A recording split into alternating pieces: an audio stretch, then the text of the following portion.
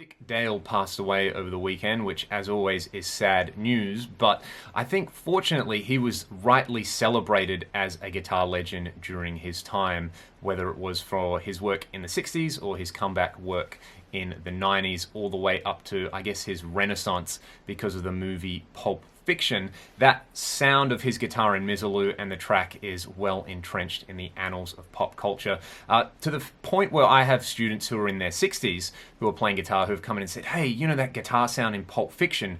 Who's that guitar player playing it and how can I learn to do that?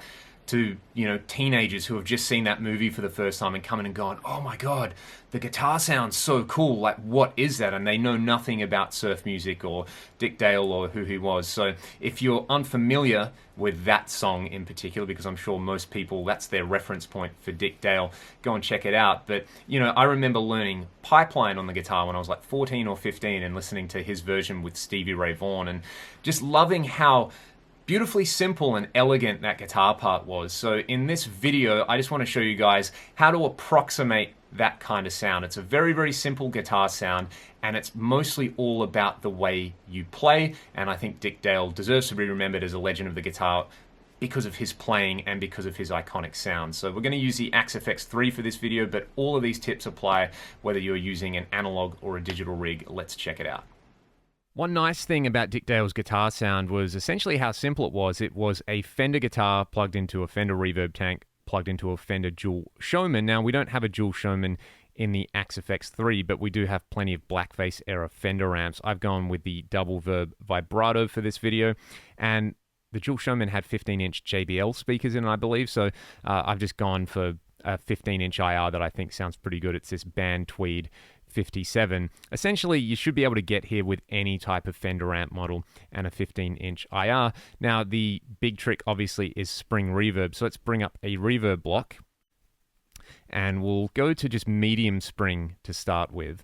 Because if you have a listen, especially to like his earlier stuff, and obviously Misirlou, there's spring reverb on there, but it's not sort of drenched in it. And I was listening to his version of Pipeline with Stevie Ray Vaughan earlier this morning, because Pipeline was one of the first songs I ever learned how to play guitar, and there's way more reverb. And there's another song as well called Nitro off one of his albums from the 90s, which was like his sort of, you know, comeback single. And yeah, plenty of reverb on that, but that's essentially a metal song. He's using like the Phrygian mode, and I really, really dig that. So yeah, Dick Dale, you know, he was like metal before metal was even a thing, which is pretty cool. So we've got the medium spring, we've got this 15-inch IR, and I'm going to play on the bridge pickup of my guitar. This is what it sounds like at the moment.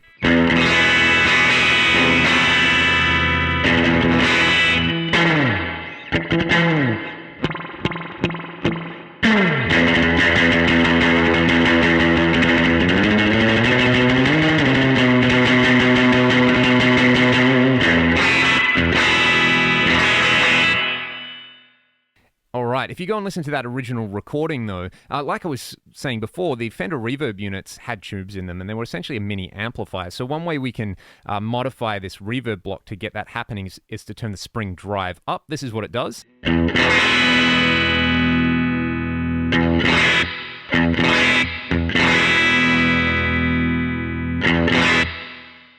you can hear there that if you just sort of palm mute,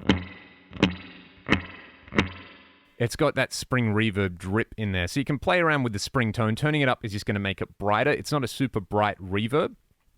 But that's, you know, that's ballpark. You would need to tweak it a fair bit if you wanted to get it to sound exactly like the recording. But this is more like inspired by preset. And I want to play guitar and not spend a huge amount of time tweaking. So that's pretty much going to do it for me. I might just turn the reverb time down a little bit, say below 2 seconds.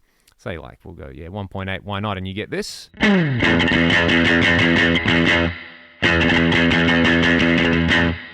if you were going for the later era stuff, just turn the mix up and you get this.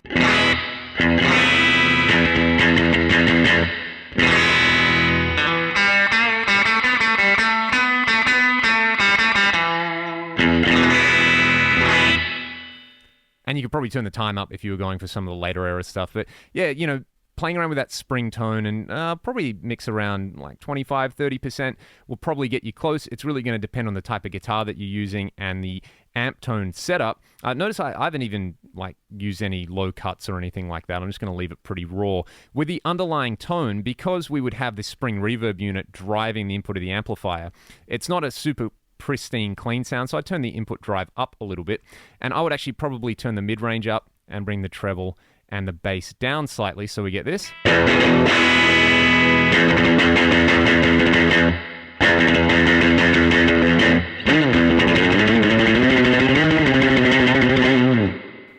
And part of his style as well is like, it's the way you play. Like if you play those kind of notes right around the neck pickup on the guitar, it doesn't sound the same as if you play down by the bridge. And playing down by the bridge really gives you that twang.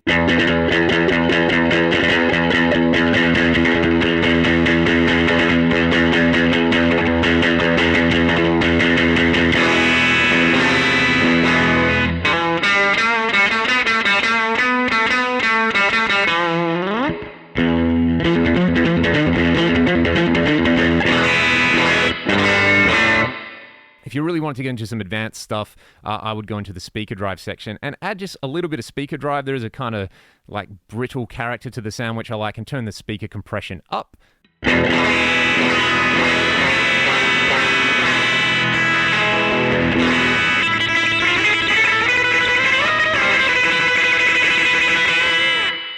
Worst Dick Dale impression ever. I apologize about the playing today. But essentially, that's all you really need to get that type of surf-inspired guitar sound. Dick Dale was obviously a very unique player, you know, playing a left-handed guitar that was strung up backwards for a lefty. So I think he had, like, Leo Fenn actually made him a custom left-handed Strat, but it still had the low E, like, if you're a right-handed player, it would be like stringing up your right-handed guitar with the low E where the high E is. So there's that element of it. He used heavy picks. Obviously, his playing style was really important, you know, picking down by the bridge and, you know, getting a natural, like, vibrato effect by really pulling down on the string. So obviously an absolute legend of the guitar. And he had an iconic tone, but so much of that tone was using very simple ingredients and then, you know, trying to play in a very particular way.